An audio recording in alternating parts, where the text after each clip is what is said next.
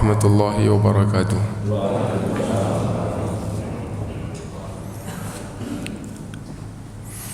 Innal hamdalillah nahmaduhu wa nasta'inuhu wa nastaghfiruh wa na'udzu billahi min shururi anfusina wa sayyiati a'malina. Man yahdihillahu fala mudilla lahu wa man yudlil fala hadiya lahu. Wa asyhadu an la ilaha illallah wahdahu la syarika lahu wa asyhadu anna Muhammadan 'abduhu wa rasuluh. Ya ayyuhalladzina amanu taqullaha haqqa tuqatih wa la tamutunna illa wa antum muslimun. Ya ayyuhan nasu taqu rabbakumul ladzi khalaqakum min nafsin wahidah wa khalaqa minha zawjaha wa batha minhuma rijalan katsiran wa nisaa'a wattaqullaha alladzi tasaaluna bihi wal arham innallaha kana 'alaikum raqiba. Ya ayyuhalladzina amanu taqullaha wa qulu qawlan sadida yuslih lakum a'malakum wa yaghfir lakum dhunubakum wa man yuti'illaha wa rasulahu faqad faza fawzan 'azima. Amma ba'du fa inna asdaqal hadithi kitabullah wa khairal hadyi hadyu Muhammadin sallallahu alaihi wasallam wa syarrul umuri muhdatsatuha wa kullu muhdatsatin bid'ah wa kullu bid'atin dhalalah wa kullu dhalalatin finnar.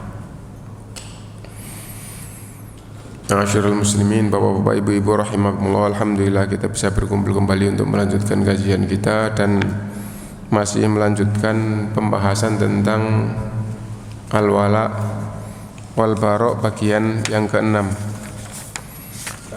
Bagian yang ke-6 supaya kita sambil murajaah. Yang pertama yang dibahas adalah makna wala dan bara. Maknanya secara singkat gitu. Wala loyal menunjukkan makna cinta, karena kalau orang enggak cinta enggak akan loyal.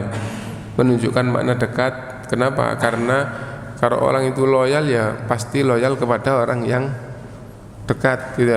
Membela, berteman gitu. Dan yang berkaitan dengan mana ini semua adalah mana wala. Bara berlepas diri. Berlepas diri, saya tidak ikut campur di dalam kejelekannya. Nah gitu. Bahkan apabila pembahasannya berkaitan dengan permusuhan, bara itu adalah musuh ya. Nah bara itu membenci, bara itu menjauh. Nah jadi lawannya wala adalah bara. Itu bagian pertama. Kemudian kedudukan wala dan bara di dalam Islam. Wala dan bara Islam adalah inti daripada tauhid itu sendiri. Sesungguhnya Allah berfirman, la ilaha illallah. La ilaha, bara terhadap segala bentuk kesyirikan. Karena itu tidak ada ketuhanan yang benar, tidak ada yang dipertuhankan yang benar, tidak ada sesembahan yang benar, semuanya salah, semuanya batil. Nah jadi dibatilkan semuanya. Illallah, kecuali Allah. Satu-satunya Tuhan yang benar adalah Allah. Semua selain Allah yang dipertuhankan batil. Satu-satunya yang disembah adalah Allah. Semua yang disembah selain Allah batil.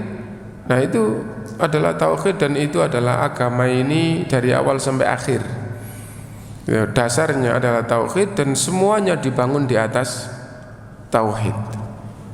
Nah itu wala dan bara kedudukannya di dalam Islam gitu ya. Nah lalu orang yang bertauhid, itu menegakkan tauhid, maka itu sejalan dengannya, seperjuangan dengannya, dan seterusnya. Itu orangnya. Nah itu kedudukan di dalam Islam. Kemudian pembahasan yang ketiga, mudahana kaitannya dengan wala dan bara. Mudahana itu apa? Mudahana itu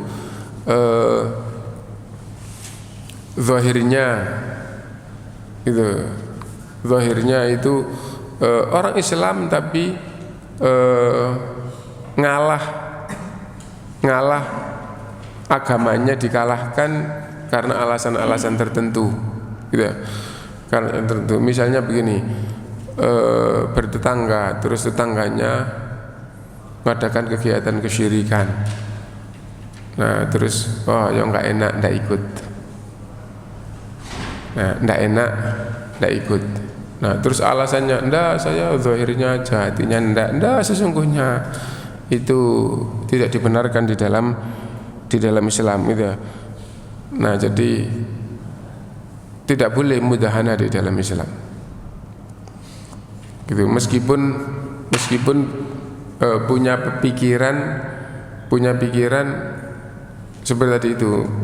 Misalnya mengadakan kesyirikan, ada yang mengadakan kesyirikan, dia diundang, terus dia zahirnya ikut, tapi alasannya enggak, saya enggak membenarkan. Nah itu adalah mudahana. Dan bagaimana kalau bukan kesyirikan, kemaksiatan? Sama, sesungguhnya orang itu di dalam Islam diperintah untuk betul-betul thiqah gitu, terpercaya, diperintah untuk kuat di dalam agamanya.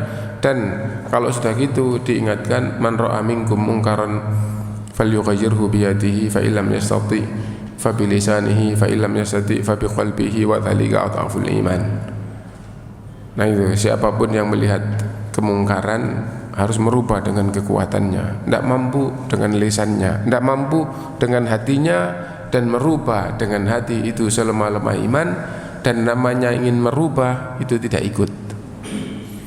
Namanya ingin merubah itu tidak ikut. Kemudian yang keempat adalah mudaroh. Mudaroh itu yaitu mirip dengan mudahana, tapi betul-betul atas dasar ilmu dan maunya adalah merubah. Mudaroh itu kalau di dalam peperangan strategi kelihatannya lari, sesungguhnya dia tidak lari, tapi strateginya mungkin lari mundur untuk berbalik ke depan dari arah yang berbeda. Nah itu adalah mudaroh. Atau misalnya begini, atas dasar ilmu, punya kekuatan, kemudian dipanggil ke kerumunan orang yang ahli bid'ah, bahkan ahli syirik, tetapi tidak difahami oleh mereka bahwa itu kesyirikan. Dia masuk di situ dalam rangka untuk apa? Untuk menunjukkan sedikit demi sedikit. Dia datang gitu. Pertama kali yang disampaikan adalah tidak ada yang berhak untuk diibadahi kecuali Allah. Karena itu kita harus betul-betul memfokuskan jiwa kita di dalam kaitan ketuhanan dan sesembahan hanya kepada Allah. Nah, pertemuan pertama. Pertemuan kedua itu sesungguhnya Allah menurunkan syariat. Karena itu aturan yang benar adalah aturan Allah, dan yang bukan aturan Allah dari Quran atau dari Sunnah, maka bisa saja itu baik dan benar, dan bisa saja itu salah. Lah yang belum tentu benar bisa salah, itu bukan pegangan di dalam agama. Yang dipegang adalah yang pasti benar, pelan-pelan. Nah itu namanya mudaroh gitu. Mudaroh. Nah saya diundang datang misalnya gitu di komunitas, terus saya diundang datang. Loh kamu kok datang? Ya, tapi mudah-mudahan datang yang kelima mereka sudah berubah. Nah, jadi itu. Tapi atas dasar ilmu dan tahapannya jelas. Itu adalah mudaroh. Nah, itu salah satu contoh. Gitu. Ada lembaga pendidikan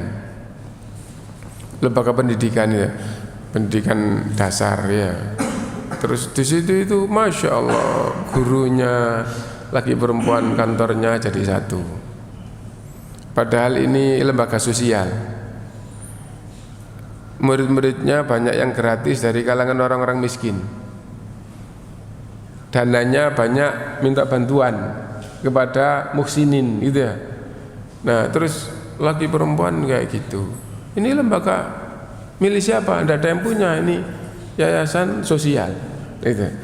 Nah terus ada yang sudah ngaji tambah baik, terus kepingin keluar. Jangan keluar. Kamu tetap di dalam dan berusaha membuat perubahan. Loh, tidak menghindar dari yang haram. bukan tidak menghindar dari yang haram, tapi kamu dari dulu sudah di dalam, kamu mulai berubah, ajaklah satu demi satu mereka sedikit-sedikit mulai berubah. Dan alhamdulillah setelah itu akhirnya berubah. Yang pertama kantornya dipisah, disekat ya. Setelah itu kurikulum yang di dalam yang gampangnya nyata-nyata ini tidak sesuai dengan jalannya Islam gak dipakai.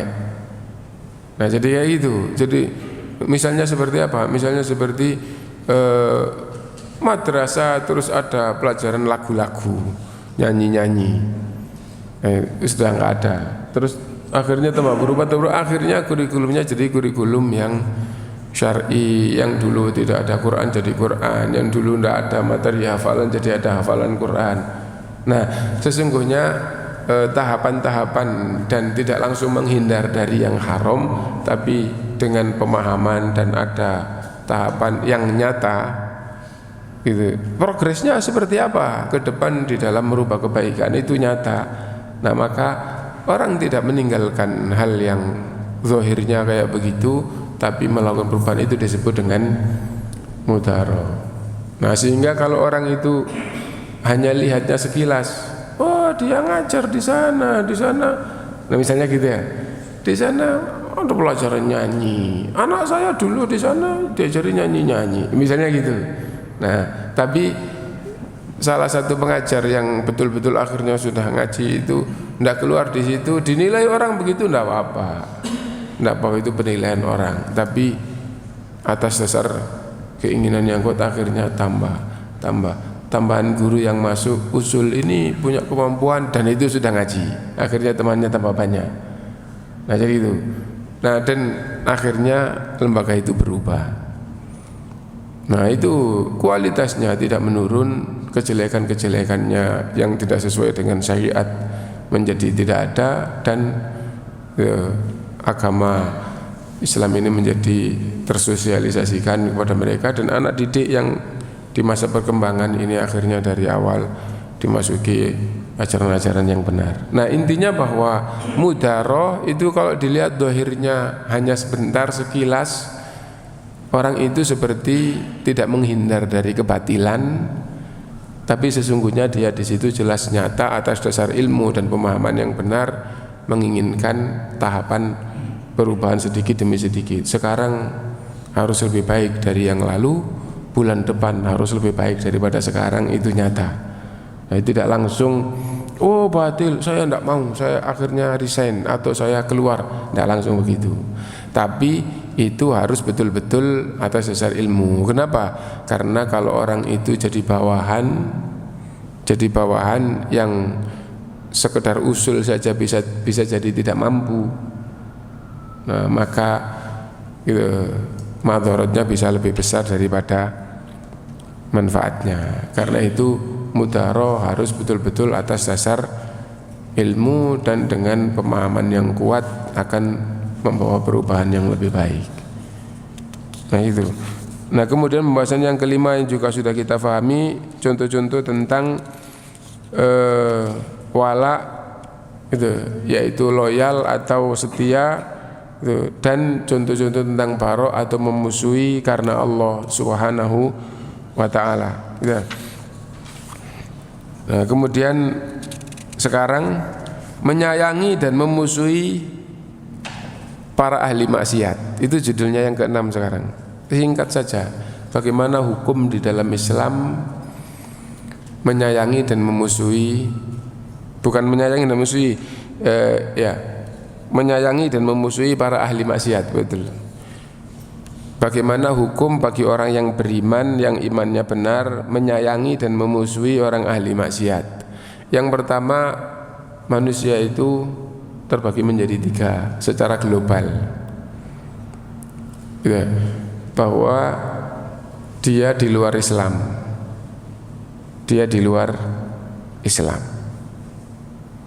berarti di dalam masalah agama sedikit pun tidak ada kaitannya, gitu ya. Itu secara global orang di luar Islam. Yang kedua itu, golongan yang kedua adalah orang yang beriman yang takwa.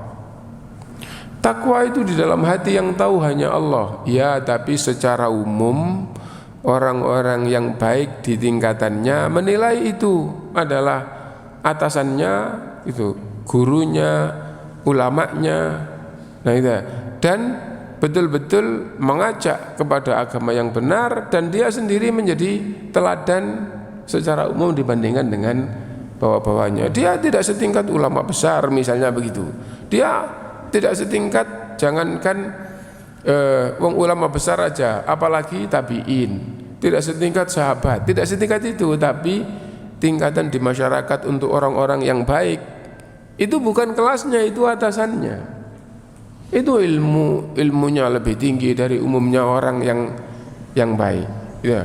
Komunitas manusia, itu yang menonjol kebaikannya. Lah itu, itu bukan kelasnya, itu tingkatan atasnya. Nah, jadi kayak gitu. Dan ajakannya selalu kepada Quran dan Sunnah, dan ketaatannya, gampangannya banyak diteladani. Nah, maka sesungguhnya melihat ke dia adalah melihat ke atas. Nah, itu digolongkan menjadi orang yang takwa di dalam tingkatannya, meskipun bisa jadi itu kalau di hadapan tingkatan tabi'in ya tidak ada apa-apanya lah, gampangnya begitu gitu ya. Apalagi tingkatan sahabat. Tapi dengan bahasa umumnya orang setingkat kita, wah itu ketakwaannya wallahu a'lam, tapi zahirnya bukan kelas kita, tapi itu atasan kita. Nah, jadi gampangnya begitu. Jadi yang pertama, orang kafir yang laisa minal islami fi syai', tidak ada kaitannya dengan Islam, dengan iman. Dan golongan yang kedua adalah orang yang beriman yang takwa, tapi maksudnya di sini itu adalah orang yang gampangannya di dalam Islam atasan kita. Nah, itu. Nah, kemudian golongan yang ketiga adalah orang yang biasa, bahkan jelek tapi Islam. Biasa ya berbuat baik, ya berbuat taat. Ya berbuat taat, ya berbuat maksiat. Bahkan bisa di bawahnya. Itu banyak kejelekannya daripada kebaikannya. Atau bahkan dia itu dikenal bahwa dia itu orang yang itu gampangannya untung masih Islam dan masih sholat, gitu itu aja. Adapun selain itu yang ahli bid'ah kayak ahli maksiat kayak, nah, tapi dia masih iman, tidak beragama lain, waktunya sholat masih sholat. Nah, ini masuk golongan yang ketiga semuanya. Jadi secara umum pembahasan global, meskipun setiap pembahasan itu juga tergantung individunya, tapi pembahasan secara global, ini orang kafir, ini orang yang takwa, dan ini orang yang campur di dalam dirinya ketaatan dan kemaksiatan. Lah, bagaimana hukum menyayangi dan memusuhi dalam bab walak dan barok kepada mereka? Nah, kepada yang kafir tidak boleh sedikit pun ada rasa senang, rasa cinta yang ada kaitannya dengan agama bagian apapun, yang ada kaitannya dengan bagian apapun. Saya senang meskipun dia kafir, saya senang dengan dia, gitu. Dan banyak loh jasanya kepada Islam. Waktu masjid itu membangun itu, Masya Allah, dia banyak membantu. Terus orang-orang itu terus selalu istilahnya ngirim buah, ngirim apa untuk yang kerja semuanya. Dan dia sendiri ikut kerja terus di masjid itu. Misalnya gitu. Akhirnya tidak boleh, kenapa? Dia kafir. Kamu dekat urusan dunia itu yang tidak haram, bertetangga tidak apa-apa, tapi kaitannya dengan agama tidak boleh mencintai orang kafir. Loh, dia jasanya banyak di dalam Islam. Tidak ada jasa di dalam Islam. Sebaik apapun di hadapan Allah itu tidak jadi ibadah. Tidak ada orang kafir jasanya banyak terhadap Islam. Nah, itu. Nah, Kalau dalam kaitannya dengan agama, orang kafir itu adalah musuh Islam dalam agama. Kenapa? Kita mengatakan tidak ada Tuhan yang benar selain Allah. Mereka tidak bertuhankan Allah, bertuhankan batu, bertuhankan api. Nah itu. Sholat wajib, kita mengatakan wajib. Dia tidak mengatakan wajib semaunya sendiri. Ya, orang berangkat sholat Jumat terus pedita-pediti gitu. Kenapa? Dia nggak Islam kok. Nah, jadi kayak gitu. Nah intinya begitu. Karena itu hal-hal yang kayak tadi itu tidak boleh menjadikan hati cinta dikaitkan dengan urusan agama. Di dalam agama itu sangat jelas. Adapun itu ada sisi kedekatan. Kenapa? Karena misalnya kerjasama dalam dagang. Loh, kerjasama dagang dengan orang kafir itu baik tak? Bukan baik, tapi boleh apabila tidak terjerumus kepada yang haram dan tidak menimbulkan madharat. Nah jadi ya itu, bertetangga dengan orang kafir itu baik tak? Bukan baik, tapi boleh.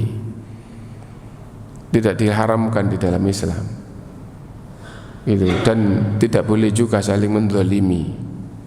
Meskipun dia kafir tidak boleh dizalimi. Nah gitu. Nah, meskipun dia kafir wajib bersikap baik dan adil.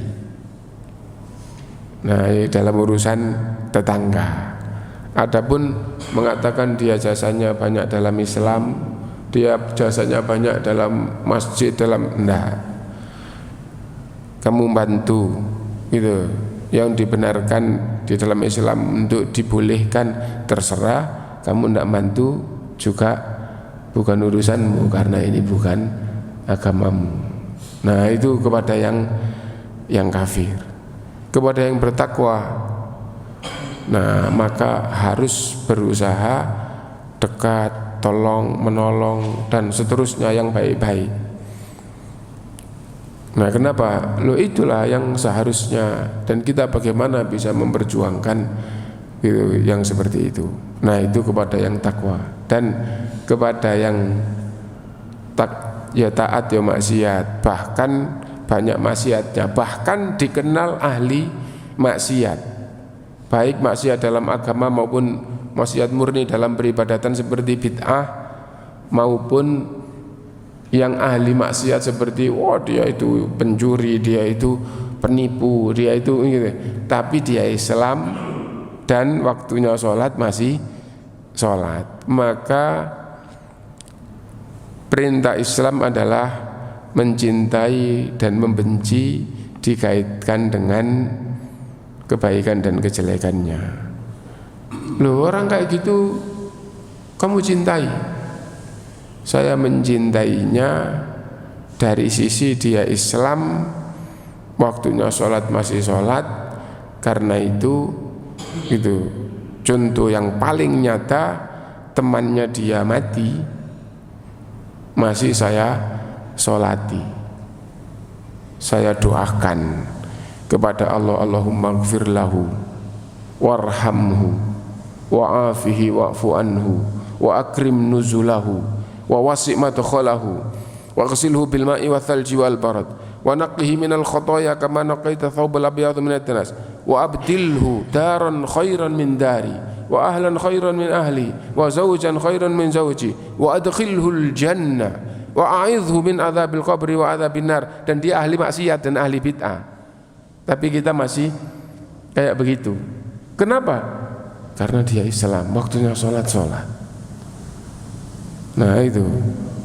Lah, bagaimana dengan bid'ahnya, dengan maksiatnya? Saya benci dengan dia karena bid'ahnya dan karena maksiatnya.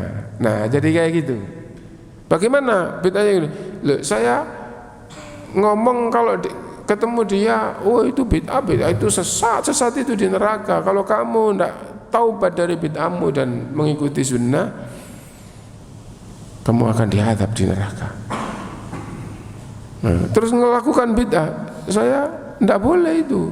Saya cegah, saya halang-halangi, tidak boleh ngajak orang. Nah, jadi membenci dan mencintai dikaitkan dengan kebaikan dan kejelekannya. Itu secara global pembahasan tentang menyayangi dan memusuhi, para ahli maksiat. Nah, tadi itu yang kita pahami secara umum, pembahasan walak dan barok dikaitkan dengan mencintai, menyayangi dan memusuhi orangnya. Itu orangnya dulu ada 3 macam, karena di sini menyayangi dan memusuhi ahli maksiat, maka tinggal 2. Ya, yang takwa yang tingkatannya di atas kita tadi itu berarti tidak masuk, gitu ya. Karena di sini mencintai dan memusuhi ahli maksiat. Bagaimana mencintai ahli maksiat yang sampai tingkatannya di luar Islam? Tidak boleh sama sekali, sedikit pun tidak boleh dikaitkan dengan urusan agama. Nah itu, kalau sampai ada dalam hati itu ada, oh dia itu kafir tapi punya jasa dalam Islam, apa itu? Banyak bangun masjid, banyak bantu bangun masjid nih. Atau dia itu meskipun kafir tapi punya jasa di dakwah ini. Dosa punya hati kayak gitu itu. Kenapa? Mencintai orang kafir dikaitkan dengan agama. Nah itu. Lah terus kalau gitu mana? Zahirnya banyak kebaikan tapi dia adalah kafir. Tidak ada artinya kebaikannya. Itu ayat Allah SWT. Innal ladzina kafaru a'maluhum kasarabim biqi'ati yahsabuhu adh-dhama'anu ma'a. Orang kafir kalau banyak melakukan kebaikan mereka itu seperti fata morgana. Seperti fata morgana yang dikira air oleh orang yang haus. Oh, itu orang kafir banyak kebaikannya itu seperti fata morgana yang dikira air oleh orang, seperti kebaikan yang dibutuhkan oleh orang yang butuh kebaikan. Fata morgana itu panas terus dari jauh dilihat kayak air, gelombang kayak wah air. Nah, dan dia haus butuh air. Gitu. Nah, karena itu tidak boleh berpemahaman orang kafir itu punya jasa baik terhadap Islam. Bagaimana punya jasa? Orang kafir kok punya jasa? Itu yang menjadikan Islam itu terhalang. Nah itu.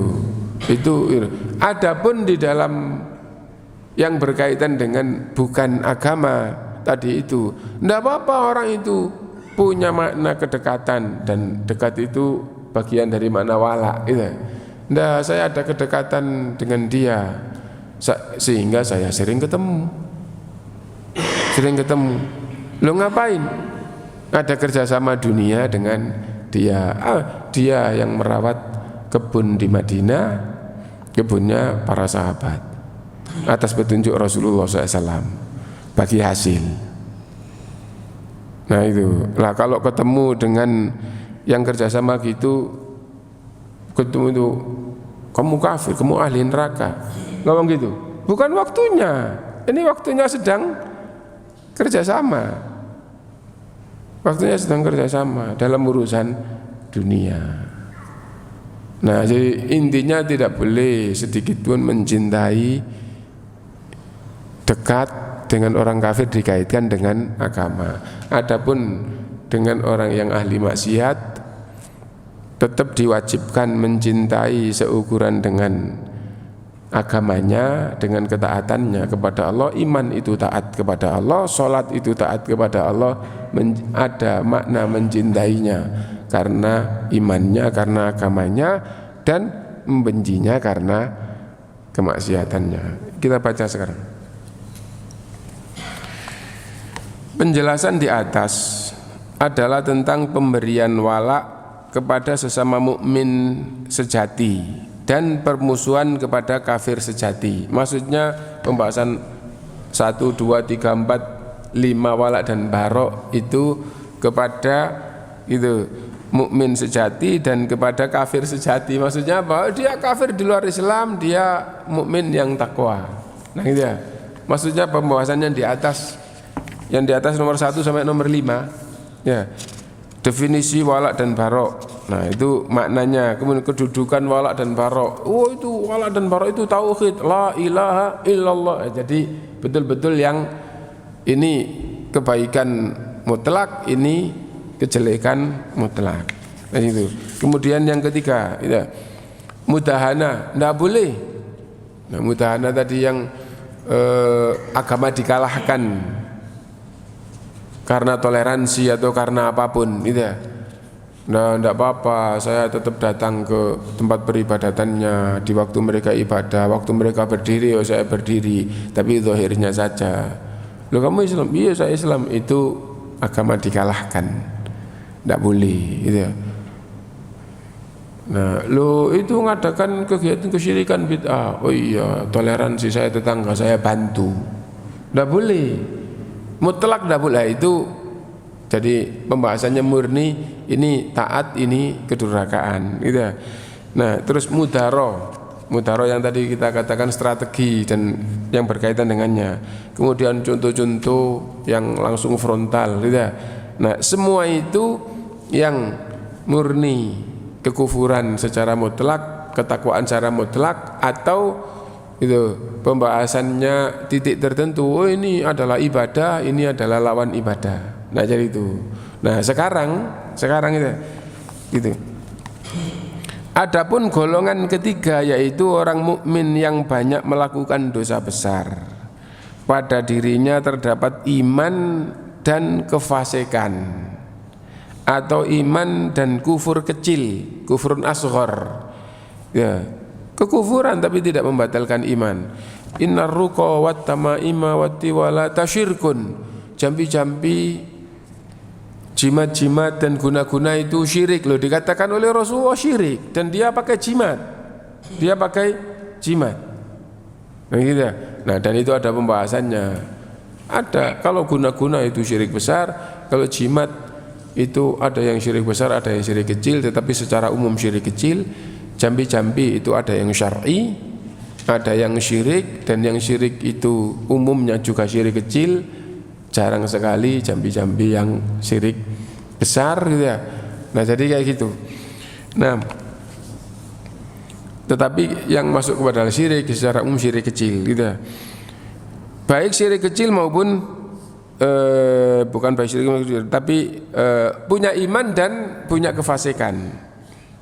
Lagi, adapun golongan ketiga yaitu orang mukmin yang banyak melakukan dosa besar, pada dirinya terdapat iman dan kefasikan, atau iman dan kufrun asghar, kufur kecil, yang tidak sampai pada tingkatan murtad atau membatalkan iman. Bagaimana hukumnya dalam hal ini dikaitkan dengan wala dan bara, menyayangi dan memusuhi. Bagaimana hukumnya? Gitu. Jawabannya adalah bahwa pada orang itu terdapat hak muwala, hak untuk berwala kepadanya, untuk menyayangi, untuk mencintai, mendoakan, memohonkan ampun. Ada hak dalam dirinya untuk berkaitan dengan wala. Orang mukmin berwala kepadanya, dia punya hak. Orang mukmin berkewajiban. Namanya hak itu adalah kewajiban orang lain kepada yang punya hak. Hak Allah atas hambanya, hak Allah kewajiban hambanya.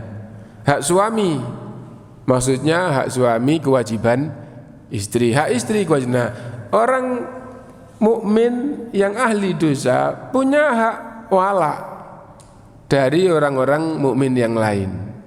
Tadi kita contohkan misalnya ahli bidah, ahli maksiat, terus masih beriman dan sholat beragama Islam dan sholat tidak beragama lain tadi itu. Nah begitu contoh yang paling nyata, meninggal, kita mohonkan kepada Allah, ya Allah masukkan surga. Puncaknya kan gitu, ya Allah lindungilah dia dari neraka. Padahal dia ahli bid'ah, padahal dia ahli maksiat. Kenapa? Dia punya hak untuk wala umat kepadanya, itu dia punya hak.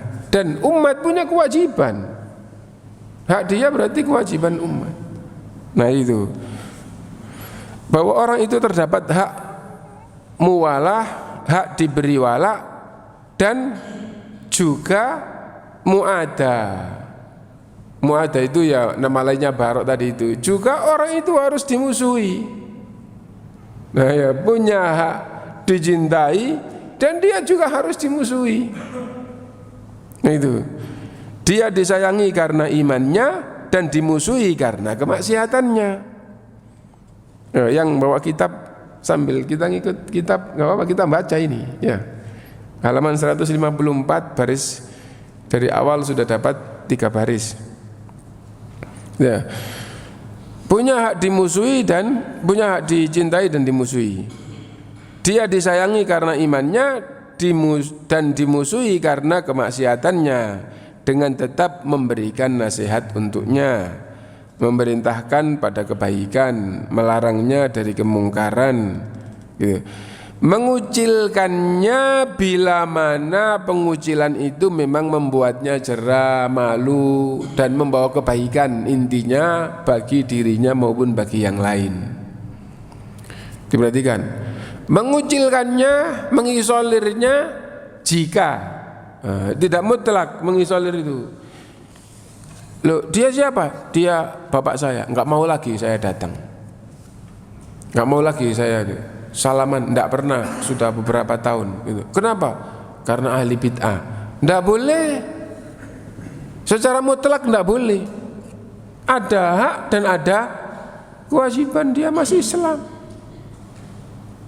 Dulu di awal-awal ramainya dakwah di sekitar kita itu ada yang ngaku sunnah, ngaku salafi, ngaku gitu ya.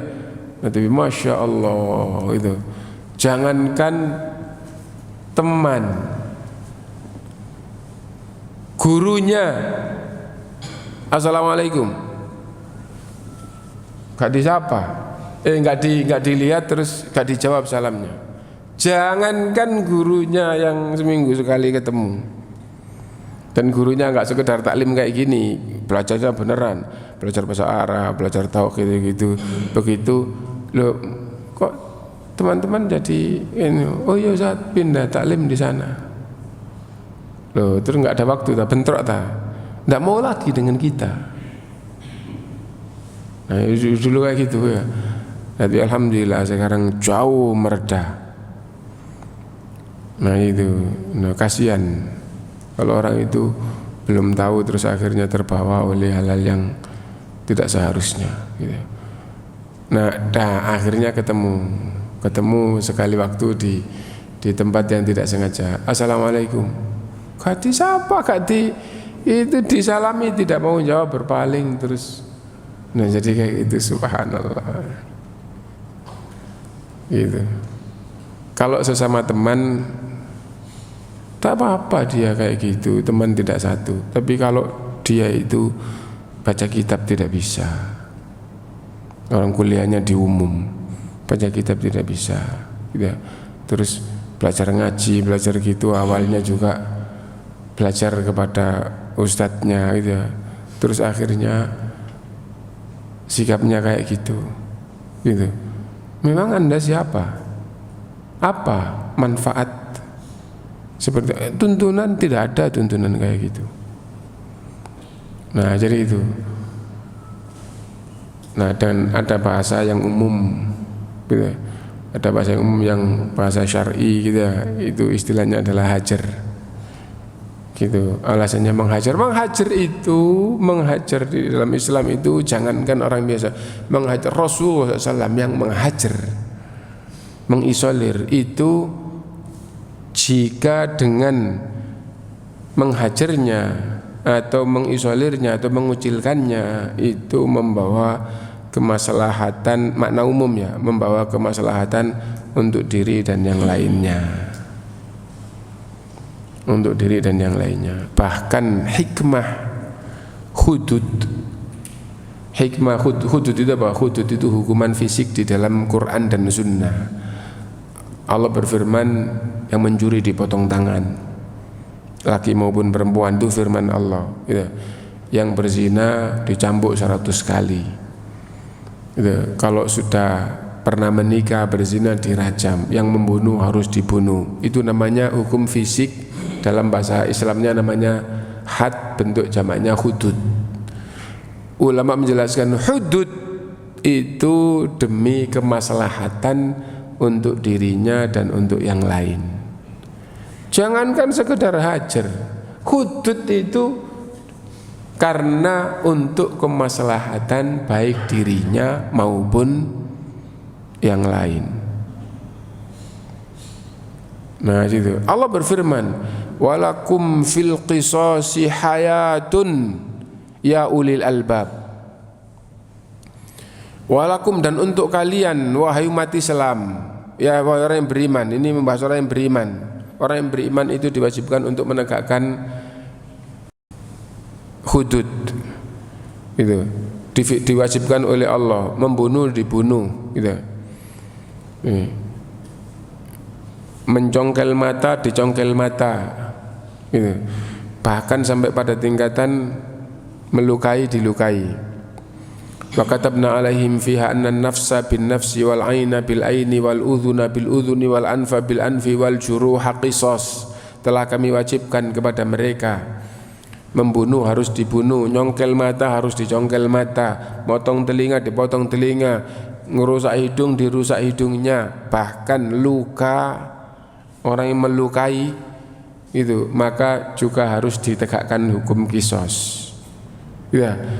Nah, lalu Allah berfirman, walakum, wahai orang yang beriman, untuk kalian fil qisasi hayatun, di dalam hukum qisas itu kehidupan. Hidup itu sifat baik. Kalau hidupnya tidak sempurna berarti sifat baiknya tidak sempurna. Ya, sifat baiknya tidak sempurna. Wah, orang itu kasihan hidupnya. Lah, kenapa kasihan? Karena hidupnya banyak kekurangan. Kasihan itu. Orang itu dulu itu masih hidup tak? Masih Pak, tapi kasihan. Kenapa? Sudah sakit tidak bisa bangun. Nah, makna hidupnya jadi berkurang. Dalam agama sama, hidup itu sifat baik. Itu kafir itu disifati oleh Allah mati. Kafir disifati oleh Allah mati. Itu jiwa kafir itu anzartahum am lam tunzirhum sawa'un alaihim anzartahum am lam tunzirhum la yu'minun. Gitu. Batu itu benda mati, kamu omongin ndak kamu omongin sama saja. Kamu itu ya. Nah, orang kafir itu sama saja, kamu ingatkan nggak kamu ingatkan. Apanya yang sama? Namanya kafir, la yu'minun, ndak percaya, ndak beriman. Nah itu. Dan hati yang sesuai dengan itu, sesuai dengan Islam itu adalah hati yang hidup. Hatinya orang kafir itu disifati oleh Allah hati yang mati. Nah itu. Nah intinya bahwa hudud tadi itu ya, itu disyariatkan oleh Allah SWT. Walakum fil qisasi hayatun. Itu qisas untuk kalian itu wahai orang yang beriman itu kehidupan. Penegakan qisas itu kehidupan. Kehidupan untuk siapa? Untukmu dan untuk umat. Kebaikan untukmu, sifat baik untukmu. Kenapa? Karena dengan dihukum dosamu jadi terhapus dan kamu mendapatkan pahala. Kamu membunuh, kalau kamu dibunuh dosa membunuhmu terhapus. Kalau ditegakkan hukum qisas dan kamu mendapatkan pahala karena mau dengan hukum Allah Subhanahu wa taala. Nah itu. Dan hikmah untuk yang lain gitu. Dengan ditegakkannya hukum qisas difirmankan oleh Allah kehidupan. Apa makna kehidupan? Orang menjadi tidak berani membunuh. Wah, kalau saya sampai bunuh dia meskipun dia kurang ajar, sampai bunuh dia saya akan dikisos sama hakim, sama pemerintah, sama nah itu akhirnya yang punya permasalahan apapun tidak mau membunuh, apalagi tidak punya salah. Gitu. Rasulullah SAW bersabda, sungguh akan Allah sempurnakan agama ini sehingga orang dari Son'a sampai ke Hadramaut jalan ndak takut begal, ndak takut, padahal zamannya zaman begal, ndak takut siapapun. Kenapa? Karena kalau Islam itu sudah tegak, orang tidak berani membunuh orang lain, sehingga nggak berani membunuh orang sehingga tidak terjadi pembunuhan. Bahkan makna yang lebih tinggi lagi, hayah itu adalah kehidupan maknawi. Apa maksudnya? Hayah itu sifat baik. Kalau hukum qisas ditegakkan, kehidupan itu jadi baik, orang jadi tenang, tentram. Gitu. Kalau hukum qisas itu kan, kenapa? Gitu. Kalau orang itu sengaja nggak berani berbuat jelek, kenapa? Berbuat jelek akan dikisos berarti menjelekkan dirinya sendiri. Motong tangannya orang berarti nanti sama dengan menjadi sebab memotong tangannya sendiri, dan seterusnya. Akhirnya orang semuanya tenang, tidak akan ada orang yang berbuat jelek. Kenapa? Islam itu ditegakkan. Yang diambil pelajaran apa? Hudud itu adalah karena kemaslahatan kebaikan untuk dirinya dan untuk orang lain. Menyayangi dan mencintai, menyayangi dan memusuhi, terus akhirnya mengisolir dan mengucilkan. Nah, itu jika maslahat baik untuk dirinya maupun untuk orang lain. Nah, ini karena itu di sini dikatakan mengucilkannya bila mengucilkan itu memang membuatnya jerah, membuatnya malu sehingga kembali kepada kebaikan. Nah, dengan jerahnya akhirnya tidak mau jelek lagi, terus kembali ke jalan yang benar. Wah, malu akhirnya kembali ke jalan yang benar. Intinya adalah maslahat dan yang sempurna adalah kemaslahatan baik kepada dirinya maupun untuk yang lain. Syekhul Islam Ibnu Taimiyah rahimahullah berkata, apabila berkumpul pada diri seseorang kebaikan dan kejelekan, terkumpul di dalam diri seseorang kejelekan, dia beriman tapi juga ahli maksiat, dia beribadah tapi juga maksiat, dia baik dan dia juga jelek, kumpul di dalam dirinya. Ketaatan dan kemaksiatan kumpul pada diri seseorang, sunnah dan bid'ah kumpul pada diri seseorang, maka dia berhak mendapatkan permusuhan dan sanksi sesuai dengan kadar kejahatan yang ada padanya. Maka berkumpullah pada dirinya hal tersebut, hal-hal yang mewajibkan kemuliaan dan mengharuskan penghinaan. Terkumpullah pada dirinya hal yang mengharuskan kemuliaan dan penghinaan, maka dia berhak mendapatkan ini dan itu. Dia berhak untuk dimuliakan dari sisi kebaikannya, dia berhak untuk mendapatkan penghinaan dari sisi kejelekannya, berhak untuk mendapatkan ini dan itu. Seperti pencuri miskin, dia dipotong tangannya karena mencuri, lalu dia diberi harta dari baitul mal yang bisa mencukupinya karena kemiskinannya. Loh Pak, itu pencuri terus dikasih harta yang kayak gitu banyaknya, itu yang cukup untuk kehidupannya karena dia Islam, dia miskin. Loh, dia Islam miskin dipotong tangannya karena mencuri yang tidak seharusnya. Bagaimana mencuri tidak seharusnya? Dia pagi masih bisa makan meskipun nasi tanpa lauk. Terus mencuri uang 4 juta buat apa? Untuk kehidupan 1 bulan ke depan tidak boleh. Orang mencuri itu senilai gaji UMR 1 bulan. Nah ini tidak boleh gitu. Nah jadi itu nisabnya pencuri beda dengan nisabnya zakat. Ya, nisabnya pencuri itu 1/80 nisabnya zakat.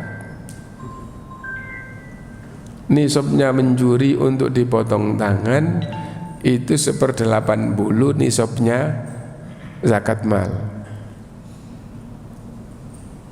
Nah itu, nah kalau zakat mal itu 80 juta, 1/80 berapa? 1 juta. Bukan 1/80 kalau gitu. Rubu'u dinar. Rubu'u dinar itu 1/4 dinar. Kalau 20 dinar wajib zakat, iya 1/80 ya. Wajib zakat itu 20 dinar. Mencuri itu 1/4 dinar, berarti 1/80 ya. 1/80. Berarti kalau 80 juta wajib zakat, maka 1 juta mencuri harus dipotong tangan. Apalagi kalau 4 juta gitu ya. Nah, tapi syaratnya apa? Syaratnya yang 1 juta atau 1/80-nya zakat tadi itu mencuri yang tidak kebutuhan darurat. Dan ada aturan-aturan lain. Tidak semua mencuri itu dipotong tangan. Ada aturan, misalnya begini, dia mencuri berapa? Dia mencuri uang 1 juta gitu. Atau mencuri uang, ya kata mencuri uang 1 juta. Nah itu loh. Terus bagaimana? Istrinya di rumah jadi membuka berangkas atau kotak itu terus gak diambil semua, diambil 1 juta aja. Nah 1 juta itu 1/80 wajib potong tangan. Loh enggak, dicek dulu kenapa dia ngambil uang 1 juta. Nah itu, punya istri, punya anak di rumah belum makan dari kemarin. Nah kayak dia belum makan dari kemarin. Nah dia kerja apa? Dia beca atau apa gitu ya? Atau pokoknya kesana kemari cari kerja, kadang dapat kadang enggak, begitu. Nah terus nongkrong sambil ada kerjaan sambil gitu, misalnya begitu. Terus istri dan anaknya belum makan dari kemarin sore sudah nggak makan, pagi ini juga belum makan. Terus membuka box banyak uang cuma diambil 1 juta, tidak dipotong tangan. Kenapa? Karena ini yang 50.000 atau yang 100.000 itu dibuat untuk beli makan, berarti itu yang darurat gitu ya. Kenapa? Dari kemarin belum makan. Nah berarti 900 belum nisab.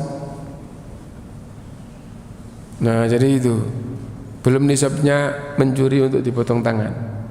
Meskipun semua nanti itu hakim yang memutuskan. Kalau orang per orang termasuk dia alasan bisa saja ya. Ndak, itu alasan aja tuh akhirnya meskipun itu dipotong tangan, itu bagi orang yang mau potong tangannya. Tapi bagi dia,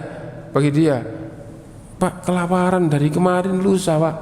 Nah, padahal itu dari kemarin lusa ndak makan nasi tapi makan lemper, makan apa itu terus gak berhenti gitu ya. Lalu dari mana? Ya dari mana aja, yang penting ada yang dimakan kan gitu ya. Nah jadi alasan bisa aja, yang memutuskan adalah hakim dan ada aturannya di dalam syariat Islam. Itu dipotong tangan dan dikasih uang dari Baitul Mal. Loh kenapa dipotong tangan? Karena mencuri. Loh kenapa dikasih uang cukup banyak? Sejumlah itu untuk mencukupinya karena dia orang yang miskin yang harus diberi bantuan. Nah jadi ada wala dan ada barok. Dia disayangi atas kebaikannya sebagai seorang muslim, dan dia dihukum atas kemaksiatannya, dan itu adalah termasuk wala dan barok.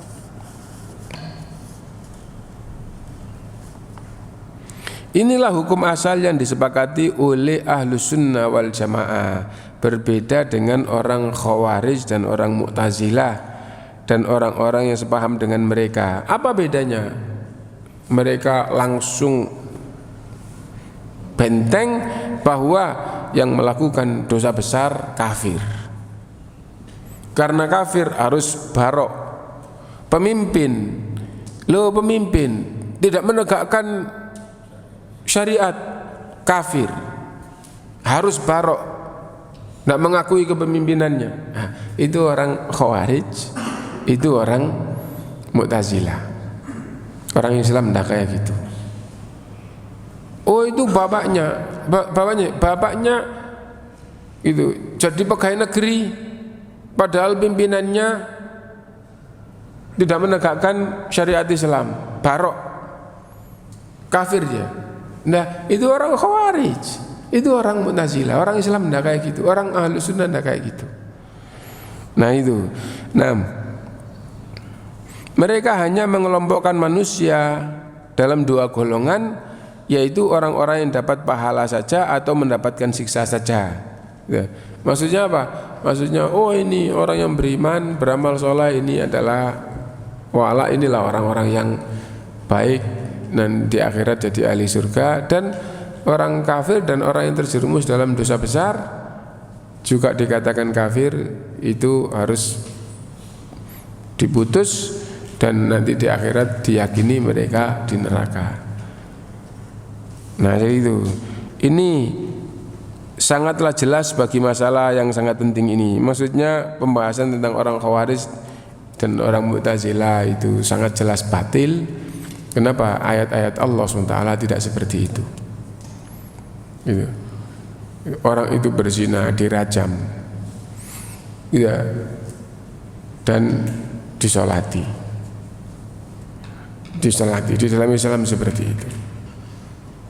Nah, taubat apa enggak? Taubat itu urusan dia dengan Allah Subhanahu wa taala. Nah itu. Nah, mungkin itu yang kita baca. Kalau ada yang mau ditanyakan singkat, monggo dipersilahkan. Assalamualaikum warahmatullahi wabarakatuh. Waalaikumsalam warahmatullahi wabarakatuh. Terima kasih Ustaz atas paparannya, dan izinkan saya untuk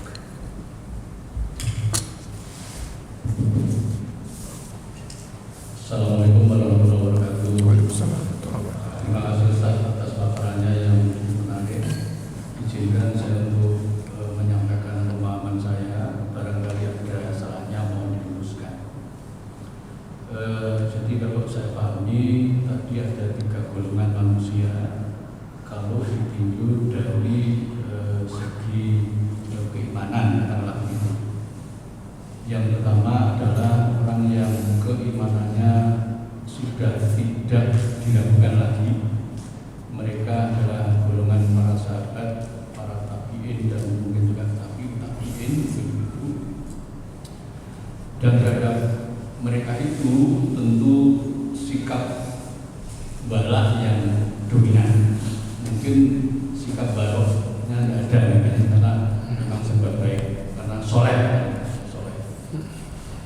Nah, sebaliknya di sisi yang lain adalah orang yang di luar iman, kafir. Nah, terhadap mereka itu tidak ada ruang bagi kita untuk bersikap balak, mencintai dari sisi agama. Tetapi dalam hal kaitan mungkin interaksi sosial, hubungan kemasyarakatan, ya asal itu bukan masalah agama, itu masih dibolehkan.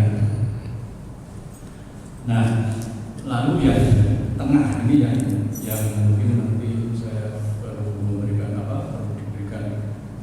penjelasan. Yang tengah ini adalah orang yang beriman, tetapi juga berbuat maksiat. Beriman tetapi juga berbuat maksiat. Nah, dengan demikian maka tadi yang disampaikan termasuk juga dalam buku ini bahwa sikap kita ya kedua-duanya. Kita bersikap balak, mencintai karena keimanannya.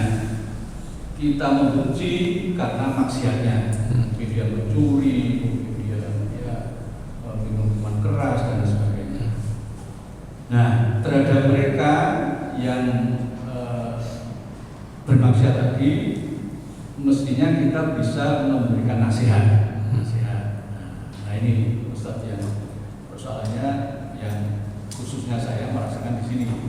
Tidak tahu kalau sama yang lain mungkin tidak ada masalah. Maksud saya masalah itu adalah menasihati itu terutama kalau kepada orang yang katakanlah di atas tingkatan, apakah itu jabatan, apakah itu dalam keluarga, mungkin kakak, mungkin paman, mungkin orang tua. Apalagi kalau terkait dengan masalah bid'ah ini memang agak repot, sehingga kadang-kala lalu menimbulkan ya daripada untuk malah gegeran akhirnya dia. Nah ini mungkin menunjukkan sikap iman yang lemah pada diri saya. Iya, jadi itu jawabannya benar. Pemahaman yang sudah benar bahwa apabila orang itu terkumpul di dalam dirinya iman dan kejelekan, kemaksiatan, bid'ah atau yang lain, terus berarti ada sisi dicintai karena iman dan amal solehnya, dan ada sisi barok, dibenci, dimusuhi, dihindari, dijauhi karena kemaksiatannya. Tapi kita kewajiban untuk menasehati. Yang jadi masalah adalah bagaimana kalau mereka itu lebih tinggi, entah jabatannya, entah kedudukannya di dalam keluarga, dalam kekerabatan, atau tetangga tapi lebih tinggi. Nah ini bagaimana? Nah jadi gitu ya. Ini bagaimana? Nah kalau tidak bisa, maka hanya dengan hati, tetapi jangan sampai terjerumus kepada yang salah, dan itu adalah selemah-lemah iman. Jadi itu adalah benar. Jadi bapaknya ahli bid'ah mau ngomong nggak bisa. Kalau ngomong baru sedikit malah timbul masalah lebih besar. Nggak cocok dengan hati. Dari sisi bid'ahnya, dia menghindar, dan tidak cocok. Nah, dan dari sisi iman dan amal solehnya, dan dia adalah orang tua, tetap dekat. Nah, maka itu ajaran yang dimaksudkan dari pelajaran kita tadi itu. Jadi ada sisi walak dari sisi imannya dan barok itu. Dan tidak boleh kita katut di dalam kejelekannya. Kalau katut berarti ikut dosa. Meskipun orang tua ngadakan acara ahli bid'ah, kalau tidak darurat, tidak ada kata taat atau ikut atau dekat tatkala orang tua itu durhaka kepada Allah Subhanahu wa ta'ala. Paling kecil, paling rendah adalah ingkar dengan hati. Dan zahir juga menunjukkan yang sama. Bagaimana zahir menunjukkan yang sama? Menjauh. Loh, orang tua, keluargamu melakukan maksiat, kamu diam. Saya diam dengan lisan, hati saya tidak cocok. Terus kamu ikut? Enggak, saya menjauh. Ikut itu menunjukkan cocok. Saya menjauh. Kamu enggak nasihati? Enggak. Loh, orang tua salah enggak dinasihati? Enggak mampu. Enggak kamu cegah, enggak kamu tahan. Orang berbuat maksiat enggak kamu tahan. Keluargamu enggak. Loh kenapa? Enggak mampu. Enggak mampu dengan kekuatan, enggak mampu dengan lisan, dengan hati, enggak cocok dan menghindar. Nah itu dengan bahasa yang bagus, Pak, mohon maaf karena yang saya pahami, saya bukan pemahaman bapak ya, bukan pemahaman ibu, bukan pemahaman kakak, saudara, paman, enggak. Tapi yang saya pahami, saya sendiri ini enggak boleh kalau saya ikut saya dosa, karena itu saya pergi. Itu kalau ditahan, kalau enggak ditahan pergi gitu aja enggak apa-apa. Kenapa? Anak saya itu memang nggak cocok dengan saya kok. Dalam masalah ini tidak apa-apa. Memang betul-betul anaknya nggak cocok di dalam masalah ini. Tapi bukan masalah ini, hanya dekat, bantu apa itu. Nah jadi kayak gitu. Nah jadi Gampangannya tidak menasehati, mendiamkan, tetapi tidak menunjukkan kecocokan. Tidak membantu itu tolong menolong. Ta'awanu 'alal birri wat taqwa wala ta'awanu 'alal itsmi wal 'udwan. Tolong menolonglah di dalam kebaikan, di dalam mencegah kemungkaran, dan jangan tolong menolong dalam dosa. Dalam dosa dan dalam permusuhan. Nah, jadi tidak menolong bapaknya, kenapa? Karena itu dosa. Nah, cukup kita akhiri. Subhanakallahumma bihamdika asyhadu an la ilaha illa anta astaghfiruka wa atubu ilaik. Walhamdulillahirabbil alamin. Wassalamualaikum warahmatullahi wabarakatuh.